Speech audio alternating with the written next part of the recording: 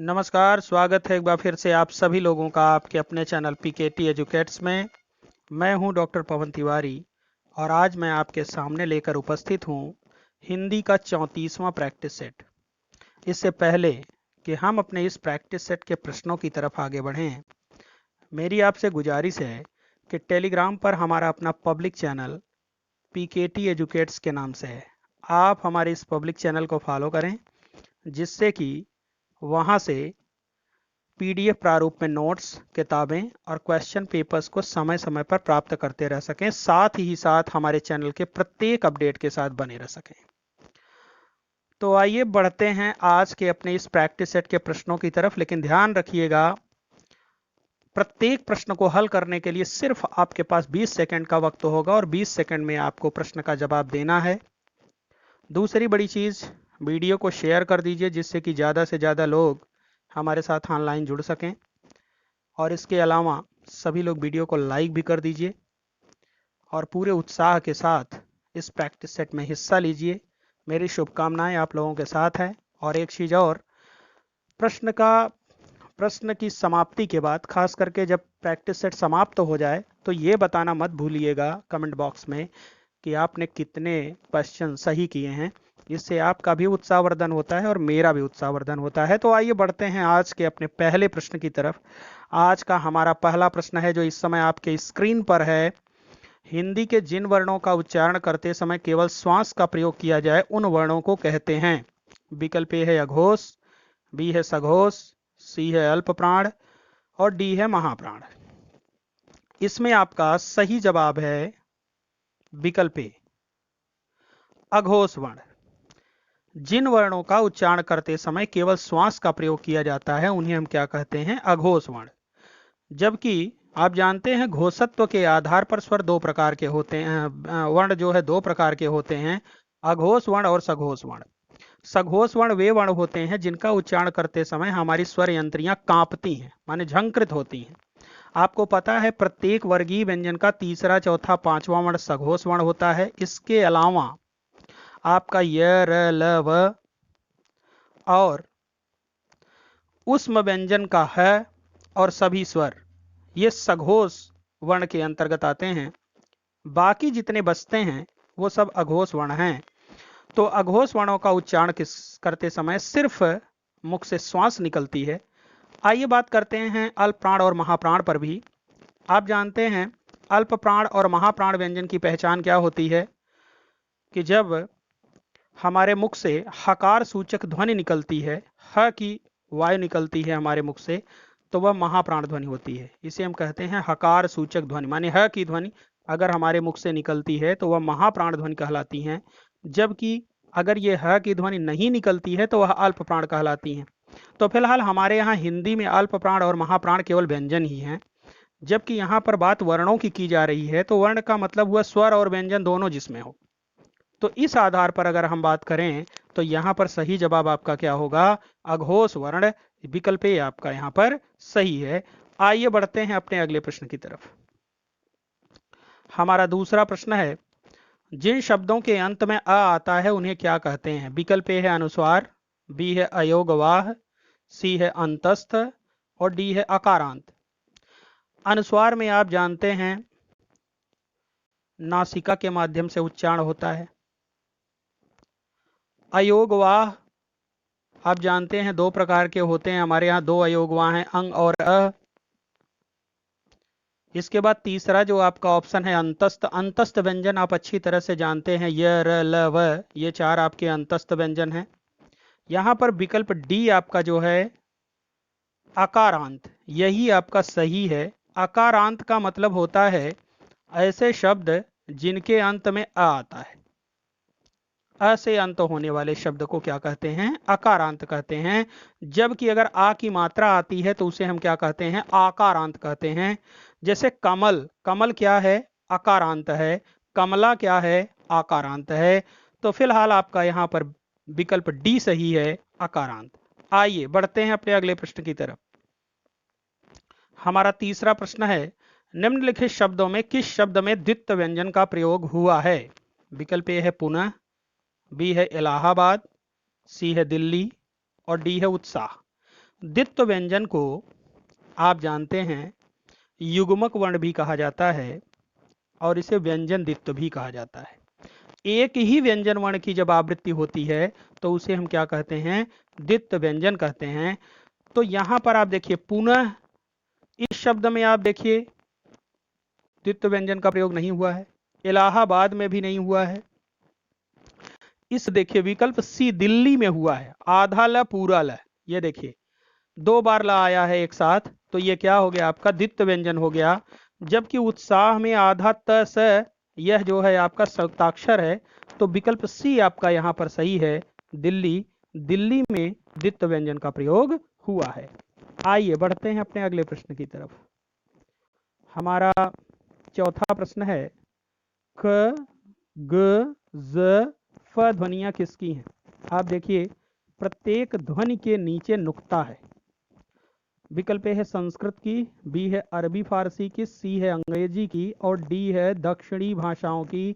तो इसका सही जवाब आपका क्या होगा? विकल्प बी अरबी फारसी की। आप जानते हैं इन ध्वनियों को हम आगत ध्वनि भी कहते हैं, तो या आगत वर्ण भी कहते हैं। तो विकल्प बी आपका यहाँ पर सही है, अरबी फारसी। आइए बढ़ते हैं अपने अगले प्रश्न की तरफ। हमारा पांचवा प्रश्न है, किस शब्द में री स्वर नहीं है? विकल्प ए है कृपा, बी है कृष्ण, सी है दृष्टि और डी है आज। कृपा में आप देख सकते हैं री की मात्रा का प्रयोग हुआ है, कृष्ण में भी हुआ है, दृष्टि में भी हुआ है, लेकिन आज में नहीं हुआ है। यहाँ पर विकल्प डी आपका सही है, री स्वर का प्रयोग आज में नहीं हुआ है। आइए बढ़ते हैं अपने अगले प्रश्न की तरफ। हमारा छठा प्रश्न है, आचार्य कामता प्रसाद गुरु के अनुसार विराम चिन्हों की संख्या कितनी है? विकल्प है 20, बी है 18, सी है 17 और डी है 6। आचार्य कामता प्रसाद गुरु ने विराम चिन्हों की संख्या 20 मानी है। ये ध्यान रखिएगा, कई बार परीक्षा में ये प्रश्न पूछा गया है। विकल्प ए आपका यहाँ पर सही है। आइए बढ़ते हैं अगले प्रश्न की तरफ। हमारा सातवां प्रश्न है, ध्यान दीजिएगा, परीक्षा में आया प्रश्न है। हालांकि जितने क्वेश्चन आपके सामने यहाँ पर दिख रहे हैं, ये सारे प्रश्न जो है परीक्षा में आए हुए हैं। तो यहाँ वह प्रश्न है आपका, किस वाक्य में विराम चिन्ह का उचित प्रयोग नहीं है?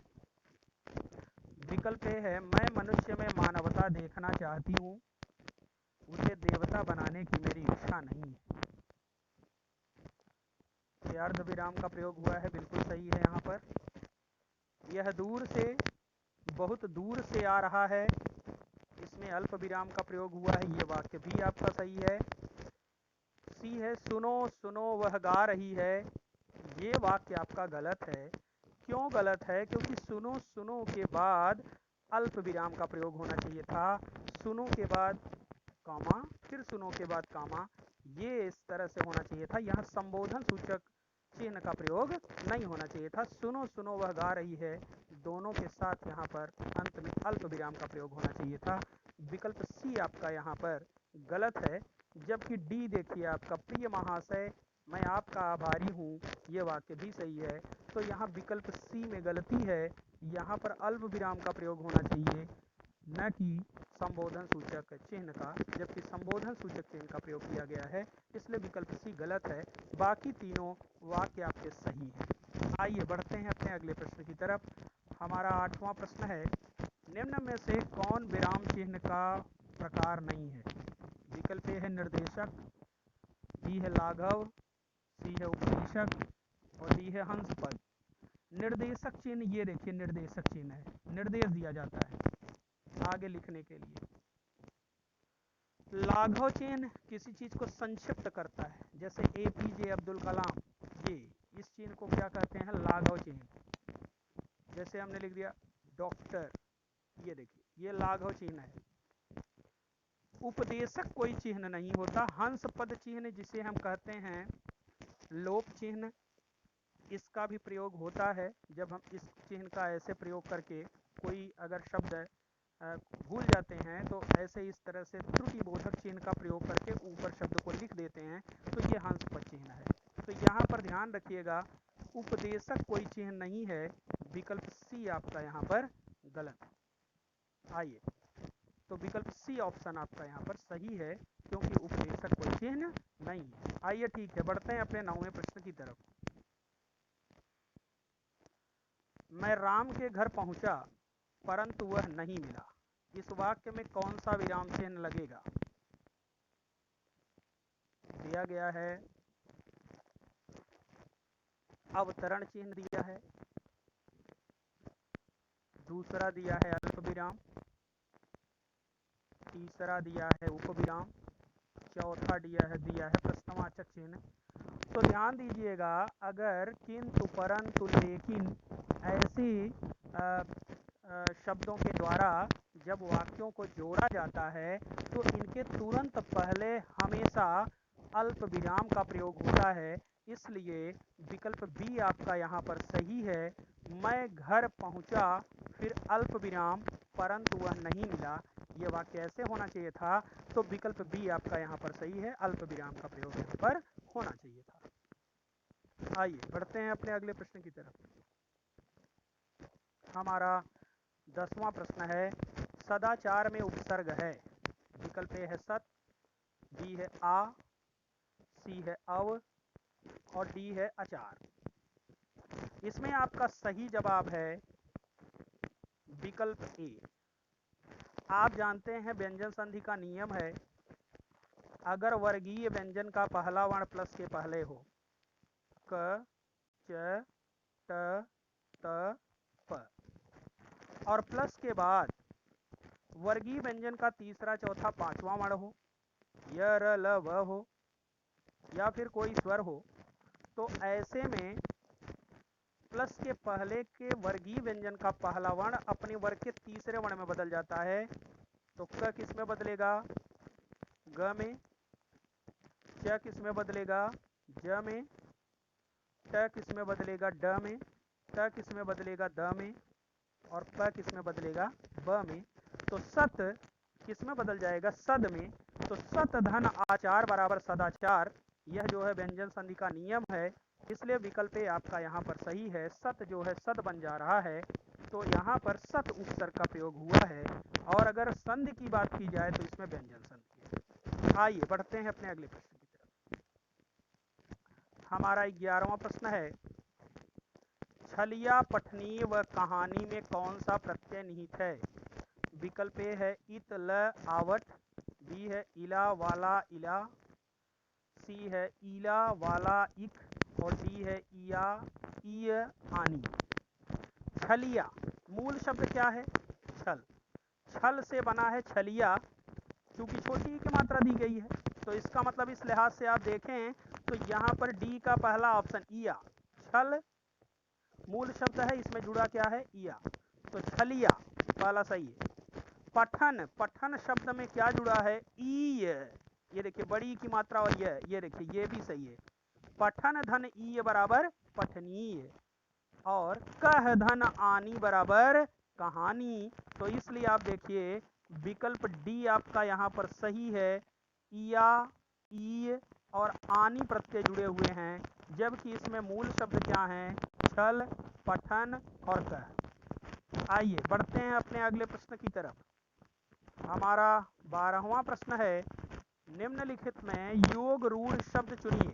विकल्प ए है पीला, बी है चक्रपाणी, सी है दूध वाला और डी है नैन। आप जानते हैं उत्पत्ति के आधार पर संज्ञा के 3 भेद होते हैं, रूढ़ संज्ञा, यौगिक संज्ञा, योग रूढ़ संज्ञा। रूढ़ संज्ञा में 2 वर्ण मिला करके कोई शब्द बनाया जाता है और ये शब्द सार्थक भी हो सकता है और निरर्थक भी हो सकता है। जैसे पी धन ला बराबर पीला, यह कौन सा शब्द बनेगा? रूढ़ संज्ञा बनेगा। नय धन न बराबर नयन, यह भी कौन सा शब्द बनेगा? रूढ़ शब्द बनेगा। यौगिक संज्ञा में क्या होता है? 2 सार्थक शब्दों को मिला करके एक नवीन शब्द बनाया जाता है और उसे ही हम क्या कहते हैं? यौगिक संज्ञा कहते हैं। जैसे दूध वाला, दूध धन वाला बराबर दूध वाला, यहाँ दूध और वाला दोनों का अर्थ है। विद्या धन आलय बराबर विद्यालय, ये सब क्या है? ये सब आपके जो है यौगिक शब्द है। इसके बाद आपका आता है योग रूढ़ शब्द। योग रूढ़ शब्द में क्या होता है, दो सार्थक शब्दों के योग से तो शब्द बनते हैं, लेकिन उनका अर्थ जो है अन्योक्तिपरक निकलता है, अर्थात उनका तीसरा अर्थ निकलता है। तो जैसे चक्रधन पाणी बराबर चक्रपाणी, और चक्रपाणी का अर्थ हो गया क्या, जिसने चक्र को हाथ में धारण किया है, अर्थात विष्णु भगवान। तो यहाँ पर चक्रपाणी का अर्थ क्या हो जाएगा, विष्णु भगवान, अन्योक्तिपरक अर्थ ले लिया, इसलिए यहाँ पर बी योग रूढ़ शब्द है, और यहाँ पर यही इसका ऑप्शन सही है। आइए बढ़ते हैं अपने अगले प्रश्न की तरफ।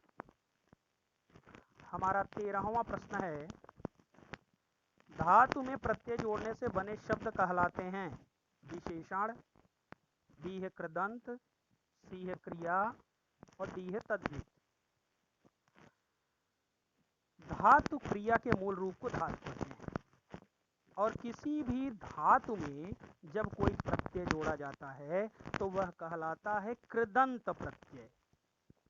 माने क्रिया से जो, क्रिया के अंत में जो प्रत्यय जुड़ते हैं वो क्या कहलाते हैं, कृदंत प्रत्यय। जैसे लड़ से लड़ाई, तो ये कौन सा प्रत्यय हुआ, कृदंत प्रत्यय हुआ। तो जबकि अगर किसी संज्ञा, विशेषण, सर्वनाम, इन सब में कोई प्रत्यय जोड़ा जाता है और कोई शब्द बनता है तो वह तद्धित प्रत्यय कहलाता है।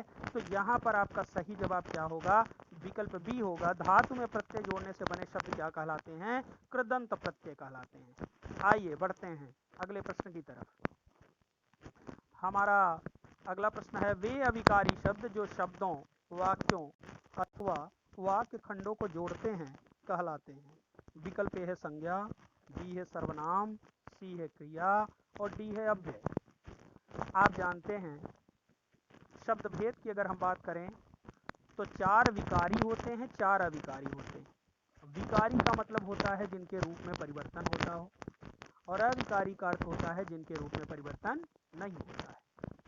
तो संज्ञा के रूप में भी परिवर्तन होता है, सर्वनाम के रूप में भी परिवर्तन होता है, क्रिया के रूप में भी परिवर्तन होता है और विशेषण के रूप में भी परिवर्तन होता है।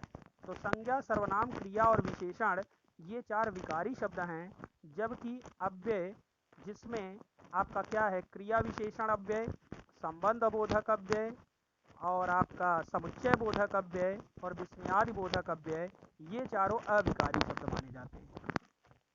तो इस लिहाज से अगर हम देखें तो यहाँ पर विकल्प डी आपका ये सही होगा, और जो शब्द वाक्य और वाक्य खंड को जोड़ते हैं उनको हम क्या कहते हैं, समुच्चय बोधक अव्यय कहते हैं। जैसे और, किंतु, परंतु, लेकिन, ये सब किसके अंतर्गत आएंगे, समुच्चय बोधक अव्यय के अंतर्गत आएंगे। और अव्यय यह क्या है, अविकारी शब्द है, इसलिए विकल्प डी आपका यहाँ पर सही है।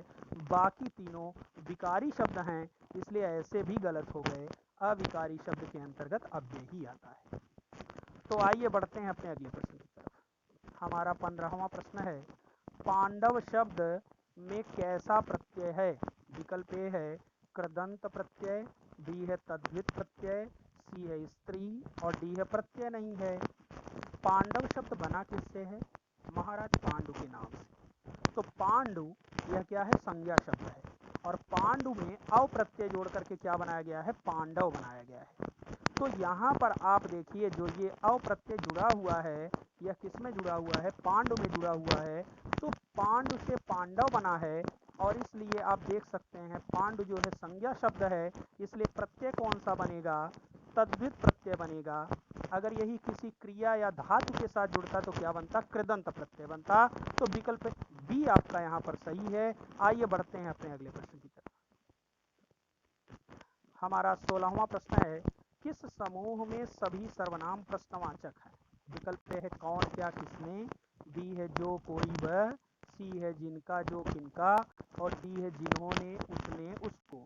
इसमें तो सीधा साधा विकल्प है आपके सामने, जो ऐसे सर्वनाम जो प्रश्न पूछने का कार्य करते हैं प्रश्नवाचक सर्वनाम कहलाते हैं। और ये आप देख सकते हैं विकल्प आपका यहाँ पर स्पष्टतः दिख रहा है, कौन, क्या, किसने, यह यहाँ पर प्रश्नवाचक सर्वनाम है। आइए बढ़ते हैं अपने अगले प्रश्न की तरफ। हमारा 17वां प्रश्न है, संज्ञा का प्रकार नहीं है। विकल्प ए है व्यक्तिवाचक, बी है जातिवाचक, सी है देशवाचक और डी है भाववाचक। आप जानते हैं अर्थ के आधार पर संज्ञा 5 प्रकार की होती है। कौन कौन सी? व्यक्तिवाचक संज्ञा, जातिवाचक संज्ञा, भाववाचक संज्ञा, समूहवाचक संज्ञा और परिमाणवाचक संज्ञा। तो इसमें कहीं भी आपको देशवाचक संज्ञा दिखाई नहीं देगी, बाकी सारे जो है संज्ञा के भेद हैं। तो संज्ञा 5 प्रकार की होती है, जिनमें 3 प्रकार यहाँ पर दिए गए हैं और देशवाचक संज्ञा का कोई भेद नहीं है। इसके अलावा अगर संज्ञा के अन्य भेदों पर बात करें तो ये आपका उत्पत्ति के आधार पर संज्ञा के 3 भेद होते हैं: रूढ़ संज्ञा, यौगिक संज्ञा, योग रूढ़ संज्ञा। गुण के आधार पर संज्ञा के 2 भेद होते हैं: गुणवाचक संज्ञा, भाववाचक संज्ञा। तो ये तमाम भेद हैं जिनके बारे में हम कभी चर्चा करेंगे आगे जब संज्ञा से संदर्भित प्रश्न आते रहेंगे। तो फिलहाल यहाँ पर देशवाचक कोई संज्ञा का भेद नहीं है, विकल्प सी सही है आपका। आइए बढ़ते हैं अपने अगले प्रश्न की तरफ। हमारा 18वां प्रश्न है, भाववाचक संज्ञा के अंतर्गत आते हैं। विकल्प ए है पशु पक्षी आदि, बी है गुण दोष आदि, सी है दिशाएं और डी है आभूषण आदि। तो यहाँ आप देख सकते हैं पशु पक्षियों के नाम हमेशा जातिवाचक संज्ञा के अंतर्गत आते हैं।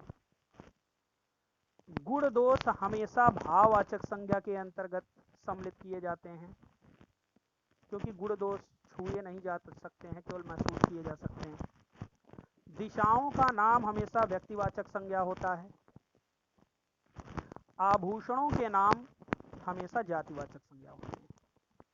तो कहने का मतलब यह है कि इन चारों में बी ऑप्शन आपका सही है, जिससे भाववाचक संज्ञा का बोध होता है। तो भाववाचक संज्ञा के अंतर्गत क्या आता है?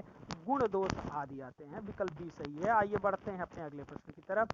हमारा 19वां प्रश्न है, सो है प्रश्नवाचक सर्वनाम, बी है निश्चयवाचक सर्वनाम, सी है संबंधवाचक सर्वनाम और डी है कोई नहीं। आप जानते हैं संबंधवाचक सर्वनाम के अंतर्गत जो सो आता है। जैसे तुम जैसा करोगे वैसा भरोगे, तुम जो काटोगे, तुम जो बोओगे सो काटोगे। तो सो, जो सो संबंधवाचक सर्वनाम है, तो यहाँ पर सो आया हुआ है। तो सो जो है आपका क्या है? संबंधवाचक सर्वनाम है। विकल्प सी आपका यहाँ पर सही है, बाकी तीनों ऑप्शन गलत है। आइए बढ़ते हैं अपने अगले प्रश्न की तरफ। संज्ञा से बने विशेषण में से कौन सा अशुद्ध है? विकल्प ए है धन से धनिक, बी है सुख से सुखी, सी है दिन से दैनिक और डी है बंगाल से बंगाली। यहाँ पर आपका गलत है। विकल्प ए धन से धनिक नहीं होगा, बल्कि धन से धनवान होगा। सुख से सुखी सही है और सी है दिन से दैनिक, यह भी सही है। डी है बंगाल से बंगाली, यह भी सही है। लेकिन धन का विशेषण क्या बनेगा? धनवान। तो यहाँ पर विकल्प ए में गलती है। आइए बढ़ते हैं अपने अगले प्रश्न की तरफ। हमारा 21वां प्रश्न है, आज रात में वर्षा होने की संभावना है, यह वाक्य किस काल में है? विकल्प ए है पूर्ण वर्तमान काल में, बी है सामान्य भविष्यत काल में, सी है संभाव्य वर्तमान काल में और डी है संभाव्य भविष्यत काल में। आपकी जानकारी के लिए मैं बता दूं कि भविष्यत काल के 3 भेद होते हैं: सामान्य भविष्यत काल, संभाव्य भविष्यत काल और हेतुमत भविष्यत काल। इसमें जो संभाव्य भविष्यत काल होता है आपका, उसकी पहचान क्या होती है कि वाक्य में शायद, संभव है कि, संभावना है, ये सारे शब्द आते हैं। तो यहाँ पर आप देख सकते हैं संभावना है शब्द आ गया है। तो आज रात में वर्षा होने की संभावना है, शायद, संभव है, संभावना है कि, ये सब शब्द जहाँ कहीं भी आएंगे, हो सकता है, ये सारे शब्द जहाँ कहीं भी आएंगे वहाँ हमेशा संभाव्य भविष्यत काल ही होगा, कोई दूसरा वाक्य नहीं हो सकता काल के संदर्भ में। इसलिए विकल्प डी आपका यहाँ पर सही होगा, संभाव्य भविष्यत काल है। आइए बढ़ते हैं अपने अगले प्रश्न की तरफ। हमारा 22वां प्रश्न है, जिसका जवाब मैंने ऊपर ही दे दिया फिलहाल। विकल्प भविष्यत काल के कितने भेद हैं? प्रश्न है आपका। विकल्प ए है 3, बी है 4, सी है 5 और डी है 6। तो इसमें आपका सही जवाब है विकल्प ए। भविष्यत काल के कितने भेद होते हैं? 3 भेद होते हैं। कौन कौन से? सामान्य भविष्यत काल, जिसे हम अनिश्चित भविष्यत काल भी कहते हैं। दूसरा है आपका संभाव्य भविष्यकाल और तीसरा है हेतु हेतुमत भविष्यकाल। तो भविष्यकाल के कितने भेद होते हैं? 3 भेद होते हैं। आइए बढ़ते हैं अपने अगले प्रश्न की तरफ। हमारा 23वां प्रश्न है मिथ्या वचन में समास है। विकल्प ए है अव्ययी भाव, बी है तत्पुरुष, सी है कर्मधारय और डी है बहुव्रीहि। इसमें आपका सही जवाब है विकल्प सी कर्मधारय समास। मिथ्या वचन, मिथ्या वचन में कौन सा समास है? कर्मधारय। मिथ्या है जो वचन कर्मधारय समास है। आप जानते हैं कर्मधारय समास की सबसे बड़ी विशेषता क्या होती है?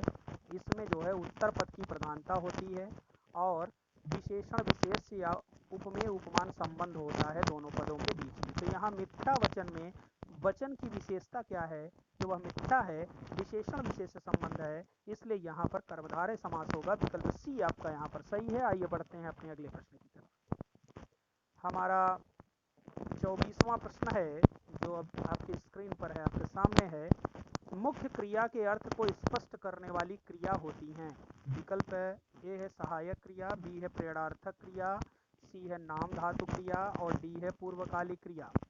तो मुख्य क्रिया के अर्थ को हमेशा जो क्रिया स्पष्ट करती है वह होती है क्या? सहायक क्रिया। बिना सहायक क्रिया के मुख्य क्रियाएं कभी स्पष्ट नहीं हो सकती हैं। प्रेरणार्थक क्रिया के बारे में आप जानते ही हैं, ऐसी क्रियाएं जिनके अंत में वाया वाई वाए वाना वानी वाने ये सारे शब्द आते हैं, प्रेरणार्थक क्रियाएं हो जाती हैं। नाम धातु क्रियाएं हमेशा संज्ञा, विशेषण, सर्वनाम और अनुकरणवाची शब्दों के प्रयोग से बनती हैं, जैसे लात से लतियाना, बात से बतियाना और तड़तड़ाना, तड़ से तड़तड़ाना और इस तरह से, जैसे पागल से पगलाना। ये सब नाम धातु क्रियाएं। पूर्वकालिक क्रिया आप जानते हैं क्रिया के अंत में कर शब्द जोड़ करके बनाई जाती है, जैसे पढ़ कर, लिख कर, दौड़ कर। तो यहाँ पर ये सहायक क्रिया विकल्प सही है। सहायक क्रिया को हम रंजक क्रिया के नाम से भी जानते हैं। तो अगर यहाँ पर रंजक क्रिया ऑप्शन में रखा गया होता तो रंजक क्रिया होता, सहायक क्रिया नहीं होता। तो फिलहाल सहायक क्रिया और रंजक क्रिया दोनों को एक ही कहा जाता है। विकल्प यहाँ पर आपका सही है, सहायक क्रिया। आइए बढ़ते हैं अपने अगले प्रश्न की तरफ। हमारा 25वां प्रश्न है क्रिया कैसा शब्द है? विकल्प ए है अविकारी शब्द, बी है विकारी शब्द, सी है विशेषण और डी इनमें से कोई नहीं। मैंने आपको पहले भी बताया, एक बार फिर से बताता हूँ कि जो शब्द भेद के अंतर्गत जो 8 आपके भेद होते हैं उसमें 4 विकारी शब्द हैं और 4 अविकारी शब्द हैं। तो विकारी शब्द के अंतर्गत क्या क्या आता है? आपका संज्ञा, सर्वनाम, विशेषण और क्रिया। जबकि अविकारी शब्द के अंतर्गत आपका क्या क्या आता है? क्रिया विशेषण, संबंध बोधक, समुच्चय बोधक और विस्मयादि बोधक। तो इस लिहाज से अगर आप देखें तो क्रिया किस प्रकार का शब्द है? विकारी शब्द है। विकल्प बी आपका यहाँ पर सही है। आइए बढ़ते हैं अपने अगले प्रश्न की तरफ। हमारा 26वां प्रश्न है वो अब पढ़कर क्या होगा इस वाक्य में रेखांकित शब्द क्या है? विकल्प ए है पूर्वकालिक क्रिया, बी है विकर्मक क्रिया, सी है प्रेरणार्थक क्रिया और डी है संयुक्त क्रिया। तो इसमें आपका सही जवाब क्या होगा? पूर्वकालिक क्रिया। पूर्वकालिक क्रिया की पहचान क्या होती है? क्रिया प्लस कर बराबर पूर्वकालिक क्रिया। आप देख सकते हैं पढ़ धन कर, पढ़ कर, तो यहाँ पर पूर्वकालिक क्रिया हो गया। यह मुख्य क्रिया के पहले घटने वाली क्रिया होती है। अब पढ़कर क्या होगा, यहाँ पर होगा क्रिया के पहले क्या आया है? पढ़कर आया है। तो इसके पहले की क्रिया क्या बन गई? पूर्वकालिक क्रिया बन गई। पूर्वकालिक क्रिया की पहचान क्या होती है? क्रिया प्लस कर बराबर पूर्वकालिक क्रिया, जैसे दौड़ कर, खेल कर, हंस कर, ये सब क्या है? पूर्वकालिक क्रियाएं। तो विकल्प ए आपका यहाँ पर सही है। आइए बढ़ते हैं अपने अगले प्रश्न की तरफ। हमारा 27वां प्रश्न है आविर्भाव शब्द का विलोम है। विकल्प ए है अनाविर्भाव, बी है विभाव, सी है आविर्भाव और डी है तिरोभाव। आविर्भाव का अर्थ होता है उदय होना, और उदय होना का विलोम शब्द क्या होगा? आविर्भाव माने उदय होना, उत्थान होना। तो इसका विलोम शब्द क्या होगा? अस्त होना या पतन होना। तो इसलिए यहाँ पर सही विकल्प आपका क्या बनेगा? तिरोभाव। तिरोभाव का अर्थ होता है पतन होना या नीचे की तरफ जाना। तो आविर्भाव का विलोम शब्द क्या बनेगा? तिरोभाव बनेगा। आविर्भाव कोई शब्द नहीं है, विभाव का अर्थ कारण होता है, ये रस में है। और अनाविर्भाव भी कोई शब्द नहीं है, तो विकल्प डी आपका यहाँ पर सही है। आइए पढ़ते हैं अपने अगले प्रश्न की तरफ। हमारा 28वां प्रश्न है, सब्ज बाग दिखाना मुहावरे का अर्थ है। विकल्प ए है बाग में घूमने जाना, बी है साग सब्जी पैदा करना, सी है प्रलोभन देना और डी है भयभीत करना। तो यहाँ पर आपका सही जवाब होगा प्रलोभन देना। आप कहते हैं नहीं उसने मुझे बड़े बड़े सब्ज बाग दिखाए, सपने दिखाना, प्रलोभन देना, लालच देना, इसी को हम क्या कहते हैं, सब्ज बाग दिखाना। आइए बढ़ते हैं अपने अगले प्रश्न की तरफ। हमारा 29वां प्रश्न है, बाण नहीं पहुंचे शरीर तक शत्रु गिरे पहले भू पर। इस पंक्ति में अलंकार है। विकल्प है संदेह अलंकार, बी है श्लेष अलंकार, सी है अतिशयोक्ति अलंकार और डी है उदाहरण अलंकार। यहाँ देखिए बहुत बढ़ा चढ़ा करके वर्णन किया गया है। बाण जो है शत्रु के शरीर के पास अभी पहुंचे ही नहीं थे कि शत्रु पहले ही भूमि पर गिर पड़े। बाण अभी लगे नहीं और शत्रु जमीन पर गिर पड़े। तो यहाँ पर वीरता का अतिशयोक्तिपूर्ण वर्णन किया गया है। तो बाण के शरीर पर पहुंचने से पहले ही शत्रु भयभीत होकर के गिर जा रहे हैं। तो इसमें क्या होगा, आपका अतिशयोक्ति अलंकार होगा, क्योंकि अतिशयोक्तिपूर्ण चित्रण किया गया है यहाँ युद्ध का। तो विकल्प सी आपका यहाँ पर सही है। आइए बढ़ते हैं अपने अगले प्रश्न की तरफ। दोहे और रोले को क्रम से मिलाने पर कौन सा छंद बनता है। विकल्प ए है हरिगीतिका, बी है कुंडलियां, सी है छप्पय और डी है बरवय। आप जानते हैं हरिगीतिका के प्रत्येक चरण में 28-28 मात्राएं होती हैं और हरिगीतिका सममात्रिक छंद है। कुंडलियां और छप्पय विषम मात्रिक छंद है। और आप जानते हैं विषम मात्रिक छंद कैसे बनता है, आपका एक सममात्रिक छंद और एक अर्ध सममात्रिक छंद, दोनों को जब मिला दिया जाता है तो वह क्या बन जाता है, विषम मात्रिक छंद बन जाता है। आप जानते हैं कुंडलिया छंद जो है दोहा और रोला से मिलकर के बना है, जबकि छप्पय आपका रोला और उल्लाला से मिलकर के बना है और बरवय जो है आपका यहाँ अर्धमात्रिक छंद है। तो इस लिहाज से अगर आप देखें तो दोहे और रोले को क्रम से मिलाने पर कौन सा छंद बनता है, कुंडलियां बनता है।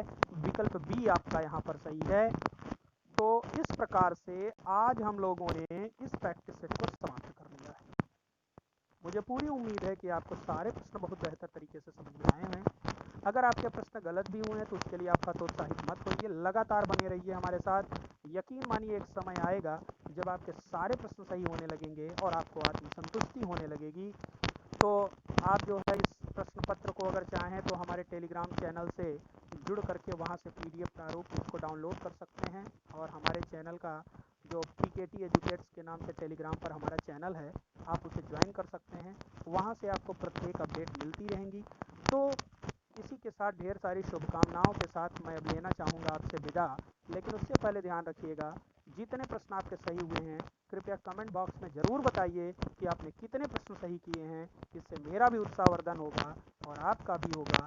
तो इसी के साथ अब मैं लूँगा आपसे विदा। That's all, thanks to all of you.